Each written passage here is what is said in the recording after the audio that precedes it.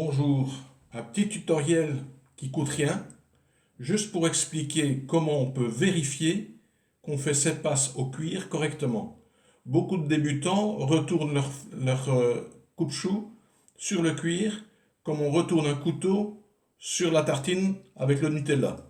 Et ça, c'est pas bon parce que si on retourne sur le fil, on arrondit le fil. Ça, c'est dû à la tenue du coupe-chou et le test que je vous montre permet de vérifier qu'on ne le fait pas de travers. Parce que instinctivement, on le fera comme ça et on ne s'aperçoit pas qu'on le fait comme ça. On dit, mais si, je fais exactement les mêmes gestes. C'est pas forcément vrai. Alors, qu'est-ce que je prends? Je prends un coupe-chou, je prends un carnet de post-it,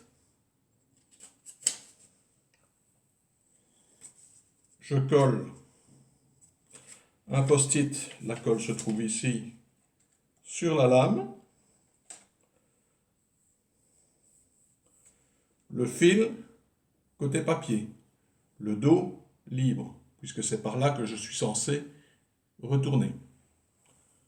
Je prends mon cuir, ici c'est pas un strop, c'est une raquette, mais le mouvement étant le même, et puis voilà, je pose mon coupe-chou, talon à peu près au milieu, le dos contre le cuir, je le mets à plat, et je fais la première demi-passe. Quand j'arrive au bout, je tourne sur le dos, je remonte, et j'y vais. Quand on fait le mouvement convenablement, le post-it se contente de faire petit drapeau. Si on tient mal son coupe-chou et qu'on y va comme ça, et qu'on veut le retourner sur le fil, le post-it, il se plie autour. Ça ne va pas.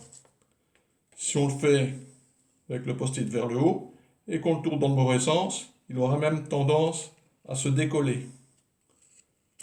Faites 2 fois, 3 fois et il disparaîtra. La bonne façon de tenir le coupe-chou dans le premier mouvement, celui qui s'éloigne de vous, c'est d'avoir l'index sur le dos et le pouce en dessous de la soie, sur les parties crantées. Là, vous n'avez pas tendance à retourner parce que vous n'avez pas le mouvement suffisant. Vous avez tendance simplement à le pivoter entre vos doigts, au bout, et il revient. Ici, il est tenu par le flanc gauche, le flanc droit, en revenant vers vous. Et puis il pivote sur le dos et il est tenu à nouveau par l'index au-dessus, le pouce en dessous. Si vous prenez au départ, comme on prend un couteau à tartiner, pouce sur le côté et index en dessous, mais qui est en fait le flanc de la lame, la tendance naturelle sera de retourner sur le fil et comme ça vous l'arrondissez et vous perdez toute son efficacité. Voilà, ça coûte rien, mais si on n'a pas quelqu'un pour se regarder soi-même faire, autant essayer le test du post-it. Bye bye.